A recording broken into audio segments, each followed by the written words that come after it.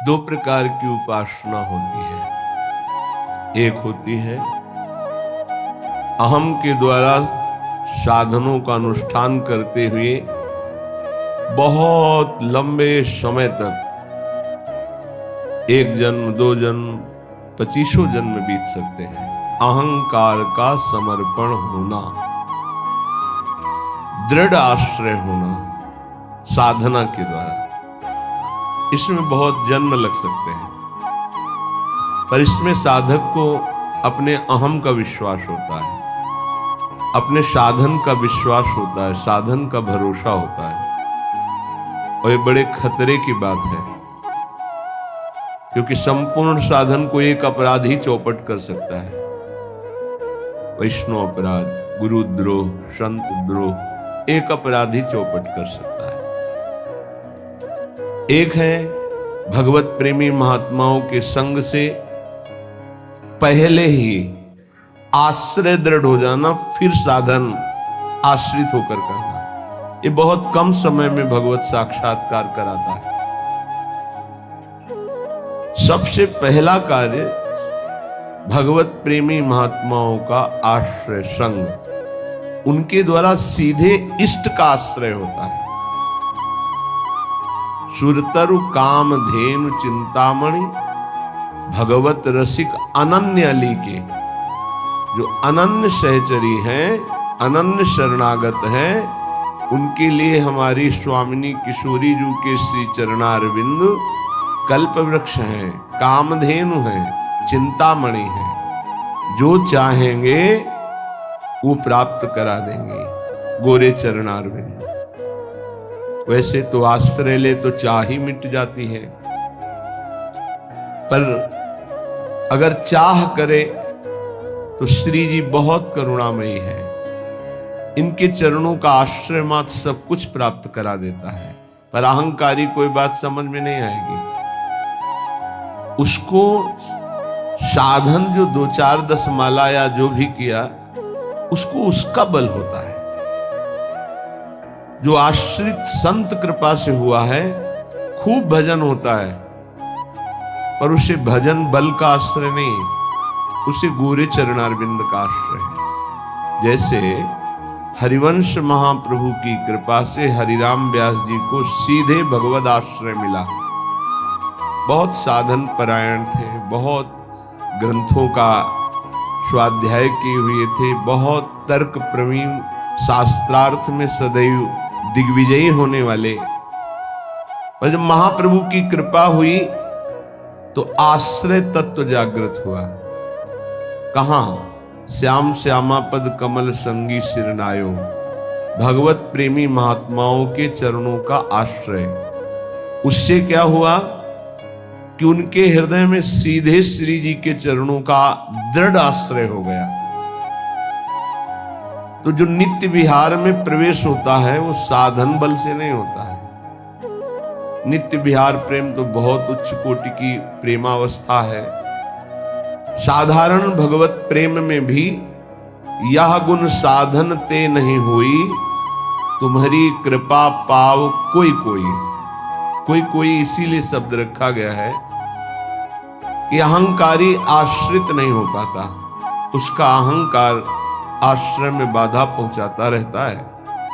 और अहंकार मर्दन करने की पूर्ण सामर्थ्य केवल सद्गुरुदेव में है। सद्गुरुदेव की आज्ञा उल्लंघन करके मनमानी आचरण करने वाला कभी कोई लाभ प्राप्त नहीं कर पाया आज तक। वो केवल लगता है, संतोष होता रहता है अहंकार के कारण कि हम ठीक चल रहे हैं। जब आश्रय दृढ़ हो जाता है, तब जो निरखत नित्य विहार पुलकित तन रोमावली आनंद नयन सुधार, यह जो कृपा हरिवंश की, ये भगवत रसिक अनन्य अली के, जो लली के चरणारविंद के अनन्य अली हैं, उनको ये रस प्राप्त होता है। अनन्यता, आश्रय, ये दो बहुत जोर की सिद्धि है। अपने इष्ट का अनन्य हो जाना, बड़े महाभागवत हैं सृष्टि में, प्रभु के विविध नाम रूपों के। हम उनके सुख के लिए जय बोलेंगे और हमारा हृदय, हमारी जबान, हमारा रोम रोम राधा राधा बोलेगा। वो हमसे कीर्तन करवाना चाहें तो हम राधा राधा ही बोलेंगे, हमारी अनन्यता है। पर ये उपासक में नहीं देखने को मिलता।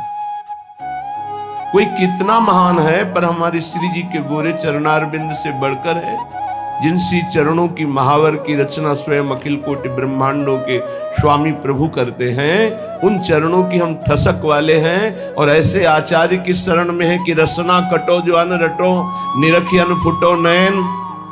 केवल गाने के लिए दोहा है क्या? अनन्यता, भगवत रसिक अनन्य अली के, और साधन पक्ष का जीवन भर अनुष्ठान करने वाले महापुरुष के वचन काशी में, चंद्रलोक तक मेरी गति है। चंद्रमंडल नहीं, चंद्रलोक तक। ये जो यहां कहा जाता है चंद्रलोक गए, चंद्रलोक सिद्धों की सामर्थ्य, यंत्रों की सामर्थ्य नहीं है। एक अंतरिक्ष के किसी एक विभाग में उसे चंद्रलोक मान करके बोला जा रहा है। चंद्रलोक तक पहुंचे, सूर्य के हजारों योजन ऊपर चंद्रलोक है। सूर्य का सानिध्य सह पाना ये केवल भगवान अरुण जी की और हनुमान जी जैसे महापुरुषों की सामर्थ्य दूसरे की नहीं। भस्म हो जाएंगे। कोई भी यंत्र, कोई भी पांच भौतिक सामर्थ्य नहीं रखता कि सूर्य के तेज के सामने टिक सके। उसके ऊपर चंद्रलोक है। उन्होंने अंतिम समय संत सभा आसपास बैठी थी, तब उन्होंने कहा मेरी गति तो चंद्रलोक तक है, पर मुक्त होना मोक्ष पद ये भगवान विश्वनाथ जी के हाथ की बात है। वो कृपा करें तो मोक्ष हो जाए, लेकिन मैं देख रहा हूं इस समय मेरी गति केवल चंद्रलोक तक है। बहुत बड़े साधन परायण महापुरुष की बात कह रहे हैं। साधना की सामर्थ्य नहीं है। साधना किया जाता है असाधन मिटाने के लिए, समय को सार्थक करने के लिए, और प्रियालाल की प्राप्ति होती प्रियालाल की कृपा से। जब उपासक का आश्रय दृढ़ होता है तब ये बात आती जो हरिराम व्यास जी कह रहे, काहू के बल भजन को, काहू के आचार, व्यास भरोसे कुंवर के सोवत पांव पसार। भरोसा, विश्वास, दृढ़ आश्रय ये दुर्लभ गति प्रदान करता है। दुर्लभ गति।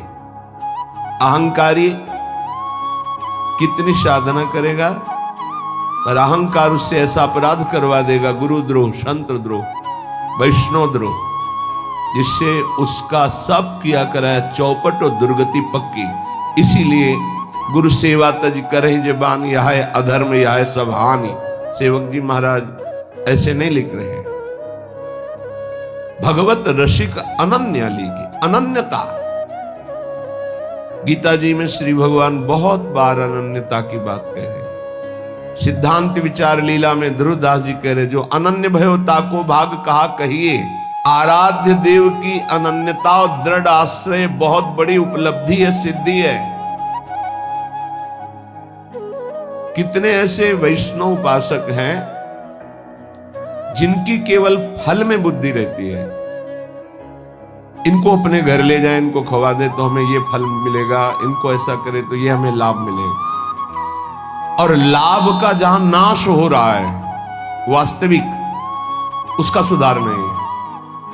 अंधा बटे पड़ा चबाए, अपराध खाता जाता है और वो सोचता मैं साधन संपन्न हो रहा हूं।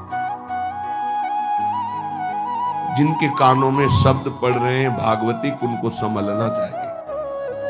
अपने इष्ट की अनन्यता ही बेड़ा पार करेगी। तुम्हारे साधन बल में इतनी ताकत नहीं है कि इस महान भव समुद्र से पार हो जाओ।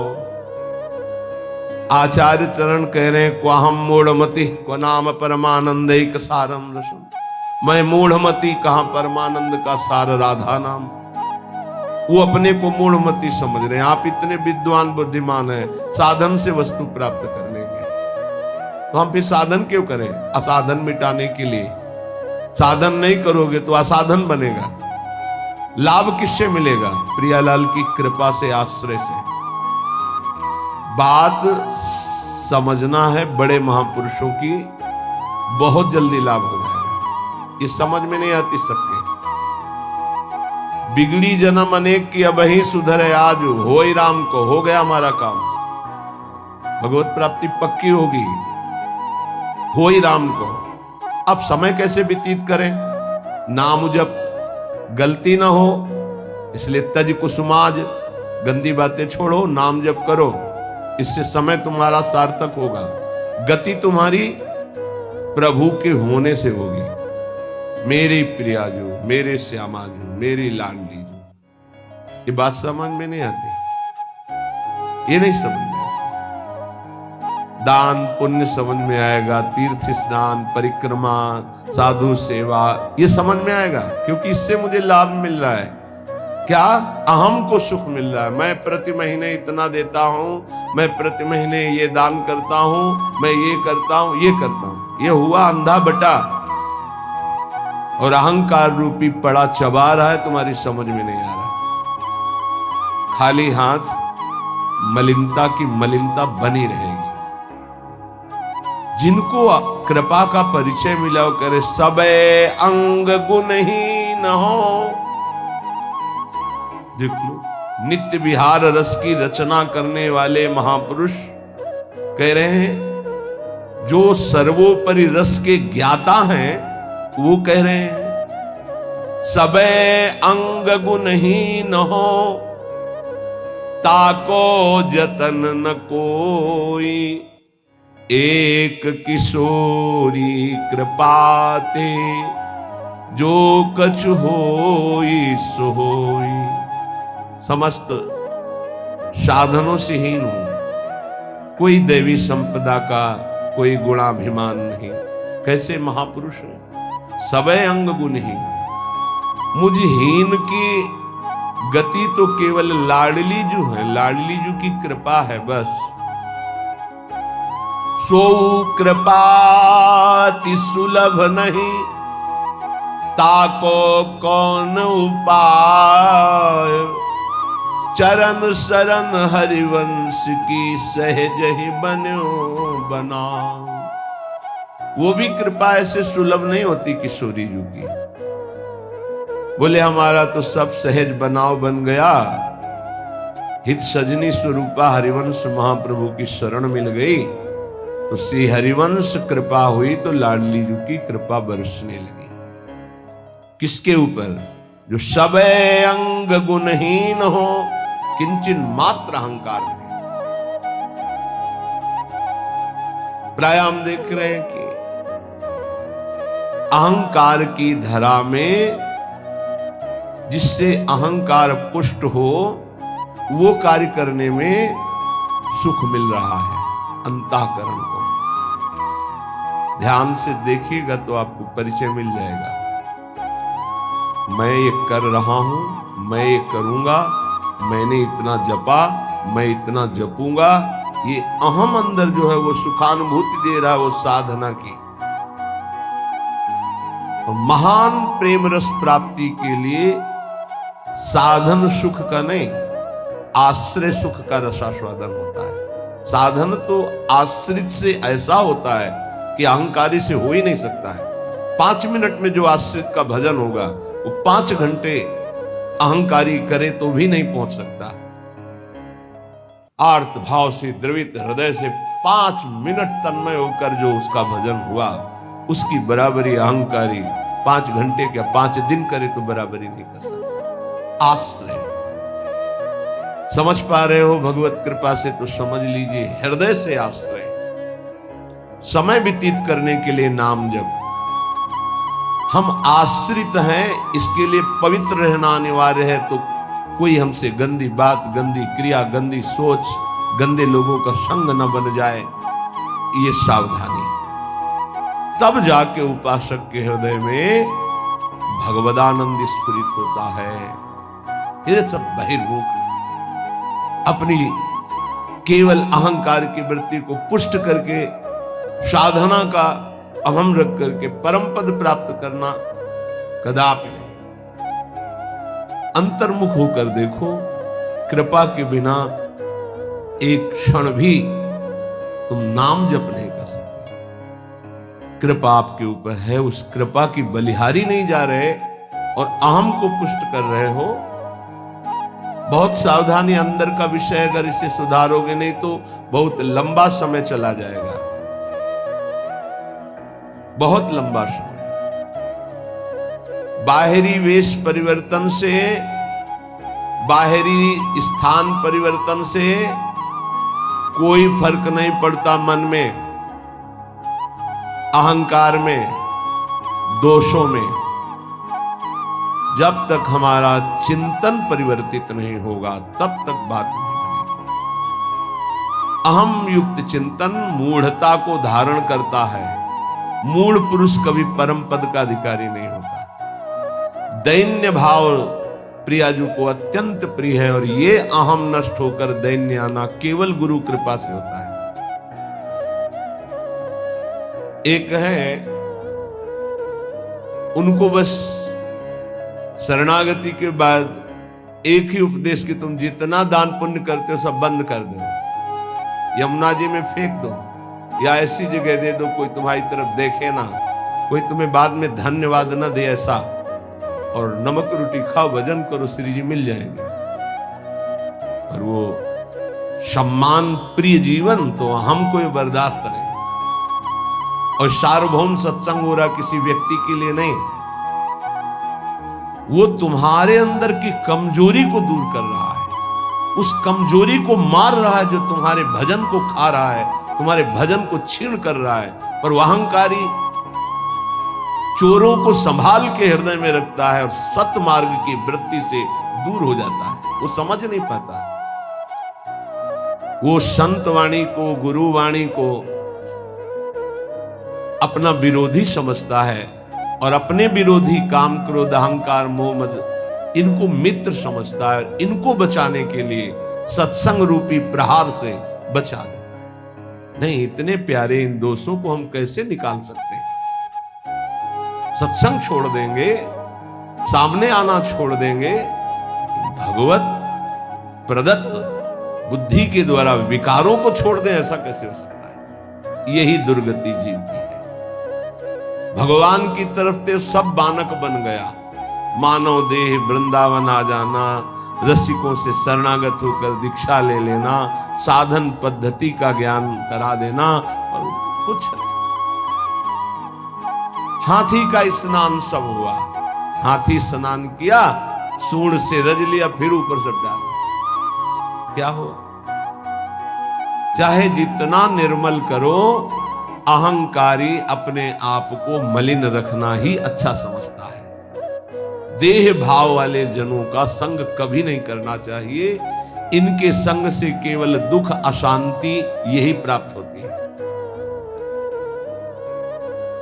अपने को सदैव अहंकार रहित बनाने के लिए ही तो हम साधना कर रहे हैं। और हमारा बंधन है क्या? हमारा बंधन क्या है? संस्कृत मूल सूल प्रद नाना, सकल सुखदायक अभिमाना। ये अहंकार ही तो बंधन है। और यही मिटाने के लिए जब हम गुरु शरण में होते हैं, और जब अहंकार पर घन चलता है, भाग पड़ते हैं। अहंकार पर चोट नहीं होनी चाहिए। फिर मिटाना किसको था? साधना किसकी थी? इसलिए उपासक सावधान। श्रीपाद प्रबोधानंद जी कह रहे हैं, भ्रातस्ते किमु निश्चयेन विदितः स्वस्यांत कालः किमु त्वं जानासि महामनुं बलवतो मृत्युर्गतिस्तंभने मृत्युस्तत्करणं प्रतीक्षत इति त्वं वेत्सि किं वा यतो बारंबारमसंक एव चलसे वृंदावनादन्यतः। भ्रातस ते किम निश्चयन विदितः श्वश्यांत कालः किम। ए भाई, क्या तुम जान गए हो कि तुम्हारा मृत्यु का समय कब है? तुम निश्चित जानते हो? तो उत्तर आएगा नहीं जानता। तो फिर तुम बलवान मृत्यु की रोकने की गति क्यों नहीं प्राप्त कर रहे? जहां तुम्हें मृत्यु छू न सके ऐसी स्थिति में क्यों नहीं पहुंचना चाहते हो? क्यों बार बार जन्मना मरना पसंद करते हो? अर्थात इस भयावह दुखालय संसार से तुम मुक्त होने का उपाय क्यों नहीं कर लेते हो? तुम्हें पता है एक दिन मृत्यु आएगी, उस दिन का मुझे पता नहीं। हे भाई, तू बलवान मृत्यु को रोकने का उपाय क्यों नहीं कर रहा? क्या उपाय? रोकने का क्या उपाय? हमारी जो शरीर से तन्मयता है, तन्मयता हट जाए और प्रभु में तन्मयता हो जाए, तो जैसे सांप ने आक्रमण किया, कपड़ा उतार के फेंक दिया, वो उसी को काट रहा है, मेरे ऊपर कोई फर्क नहीं पड़ा। ऐसे ही हमारा कपड़ा है ये स्थूल देह, केवल स्थूल देह पर प्रहार होता है मृत्यु का। सूक्ष्म देह कारण और जीवात्मा ये पुनः नए शरीर को धारण करते हैं, स्थूल छूटता रहता है। श्रीपाद कह रहे हैं, जब तुम्हें अपनी मृत्यु का पता नहीं और मरोगे, तो तुम उपाय क्यों ऐसा नहीं कर लेते जिससे मृत्यु तुम्हें स्पर्श न कर पावे? जब तुम्हारी मृत्यु होगी तो तुम्हारा कुछ नहीं होगा इस मृत्यु लोक का। तो अपनी श्वासें ऐसी जगह क्यों नष्ट कर रहे हो जहां कुछ तुम्हें नहीं मिलेगा? कई बार प्रार्थना की है, मानो आपको एक ऐसे देश भेजा जाए जहां बहुत सब सुविधाएं मिल जाएंगी, खूब भोग भोगो, रुपया पैसा मकान सब, लेकिन वीजा है आपका, उसके तिथि तारीख पूर्ण होने पर आपको तुरंत वापस बुलाया जाएगा। जब वहां से वापस बुलाया जाएगा तो कुछ नहीं, कपड़ा भी उतरा लिया जाएगा। बोलो, ऐसे देश में रहना पसंद करोगे जाना? विचार करके देखो, कपड़ा भी उतरा लिया जाएगा, फिर देश से बाहर निकलो। चाहे जितना पुत्र पुत्री परिवार, रुपया पैसा, गाड़ी घोड़ा मकान सब एकत्रित कर लिया, लेकिन जब उस देश का वीजा खत्म होगा तो कपड़ा भी उतरा लिया जाएगा और आपको भगा दिया जाएगा। बोलो, ऐसे देश में रहना पसंद करोगे, राजी रहोगे? सब कोई कहेगा नहीं। तो ऐसे ही देश में तो रह रहे हो, इसी देश में रह रहे हो, इसका नाम मृत्यु लोक है। हर सुविधा, हर विधान, हर आपका किया हुआ संकल्प कार्य सब का सब आपका यहीं रह जाएगा। ये कपड़ा भी उतरा लिया जाएगा, स्थूल शरीर भी यहीं भस्म कर दिया जाता है, इसको भी नहीं ले जा सकते, छोड़, इसको भी छोड़ करके सूक्ष्म शरीर, कारण शरीर और जीवात्मा ये पुनः आगे, पुनरपि जननम पुनरपि मरणम पुनरपि जननी जठरे शयनम। आप विचार करो कि आप बुद्धिमान हो।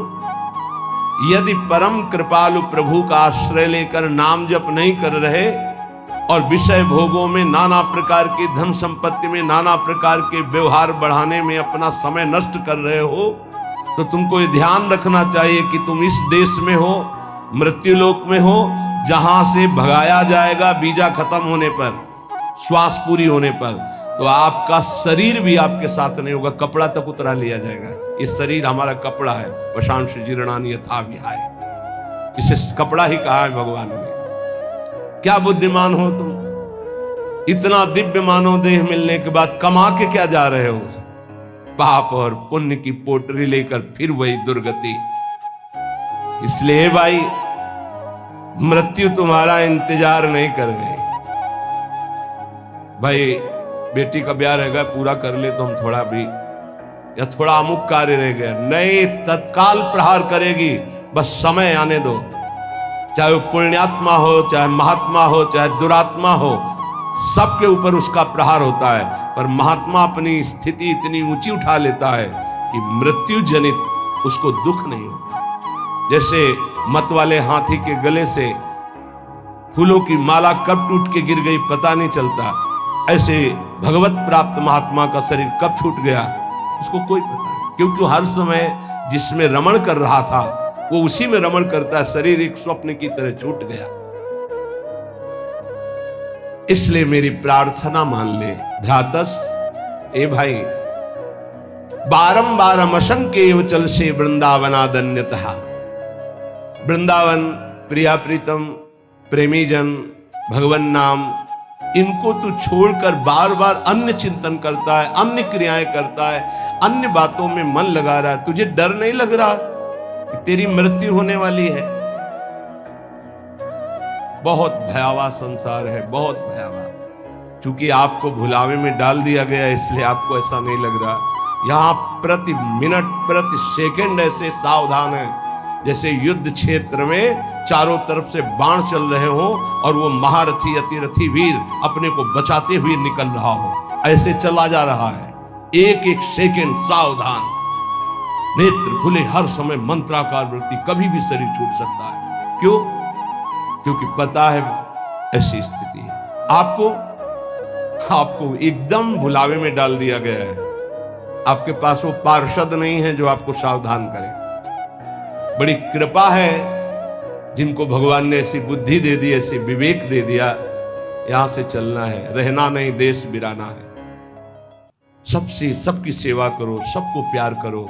वो प्यार, वो सेवा एकमात्र भगवान के प्रेम के लिए, भगवान की प्राप्ति के लिए। खूब धन कमाओ, धर्म पूर्वक दूसरों को सुख पहुंचाओ और उस सुख को भगवान के चरणों में समर्पित करो, तो सुख सिंधु भगवान तुम पर प्रसन्न हो जाएंगे। मृत्यु पर तुम विजय प्राप्त कर लोगे।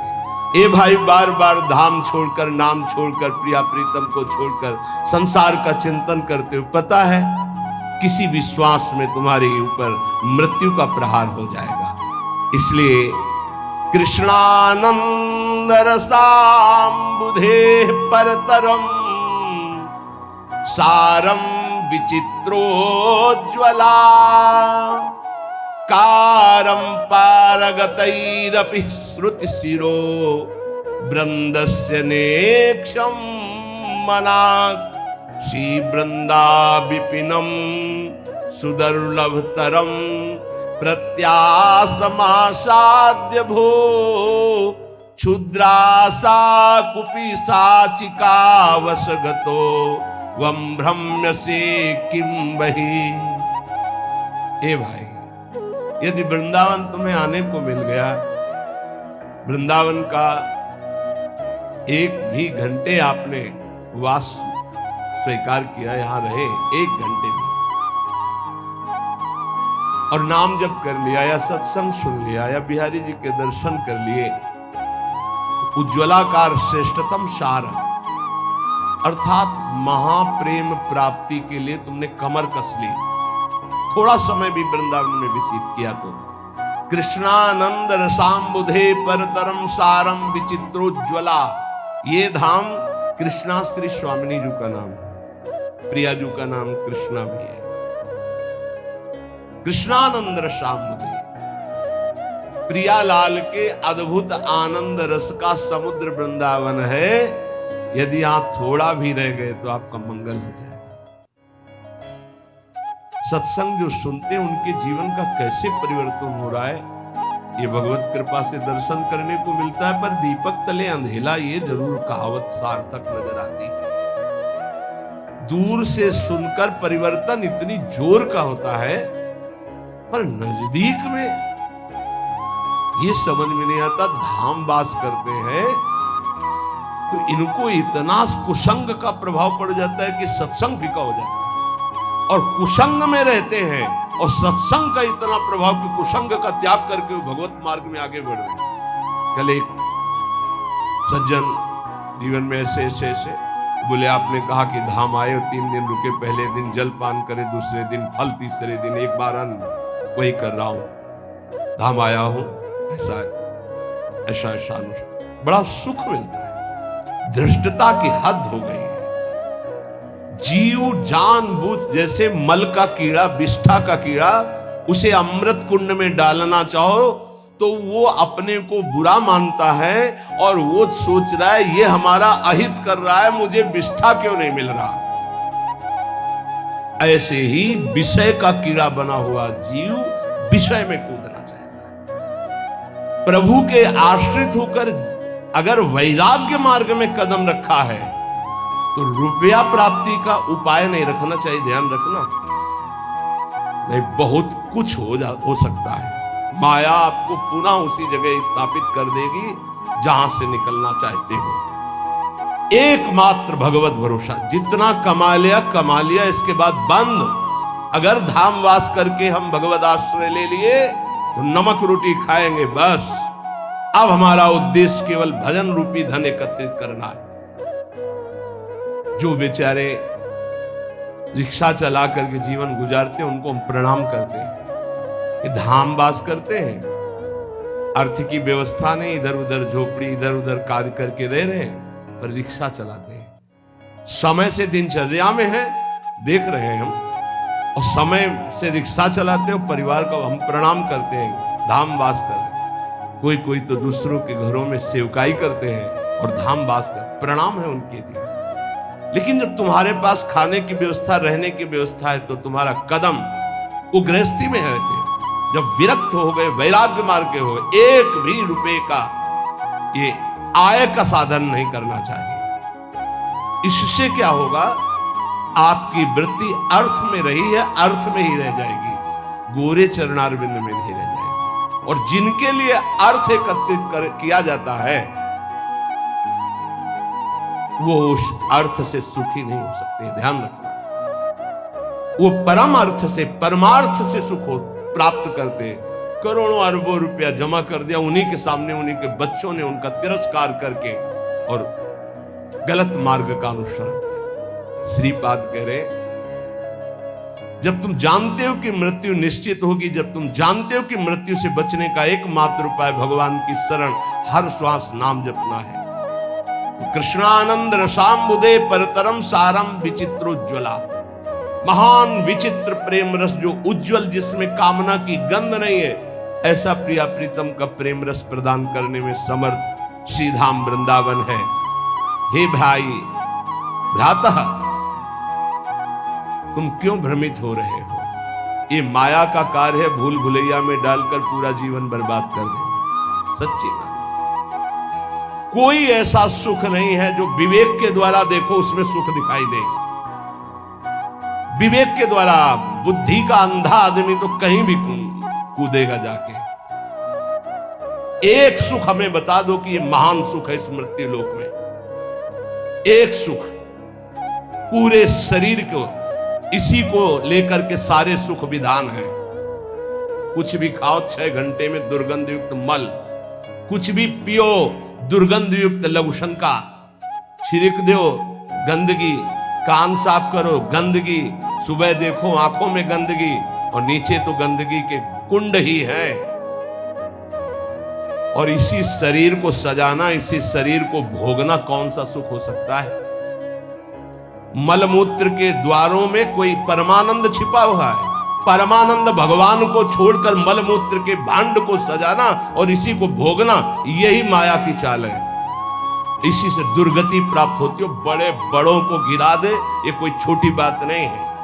केवल एक 3.5 हाथ का जो ढांचा है, यही हमारी दुर्गति का कारण है और यही हमारी सदगति का कारण हो जाएगा यदि हम संतों की बात मान ले, शास्त्र की बात मान ले तो। मन माने आचरण, रुपया खूब हो, खूब भोग सामग्री भोगूं, यही सुख है। कितने दिन, ये भी तो सोचो, कितने दिन ना भोगने लायक शरीर रहेगा, ना भोगने लायक तुम रह जाओगे। एक बार प्रार्थना मान लो, जैसे भी स्थिति में हो, जहां भी हो, जो भी हो, नाम जपना शुरू करो, भगवान का आश्रय ले लो।